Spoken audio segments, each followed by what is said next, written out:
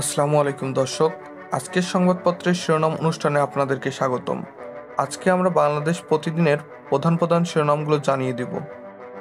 অবৈধ অস্ত্রের সরাসরি উপজেলা নির্বাচন ঘিরে বাড়ছে সংঘর্ষ, মারামারি, গুলি, হত্যা।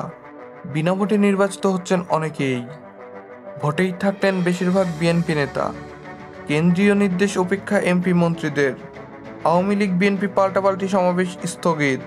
বেনজিরের দুর্নীতি অনুসন্ধানে দুদক ৩ সদস্যের কমিটি গঠন, হাইকোর্টে রিট। যুদ্ধে নয়, জলবায়ু খাতে অর্থ ব্যয় করুন প্রধানমন্ত্রী। ৬ দিনের সফরে কাল থাইল্যান্ড যাচ্ছেন। খালেদা জিয়ার ১১ মামলার শুনানি পেছালো। শ্রম অধিকারে জোর মার্কিন প্রতিনিধি দলের। বান্দরবানে সেনা অভিযানে কেএনএফের সন্ত্রাসী নিহত। কাতারের আমির ঢাকায়, লাল গালিচা সংবর্ধনা।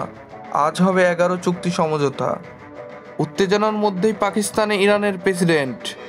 মালদ্বীপে মইজুদ দলের নিরঙ্কুশ জয়।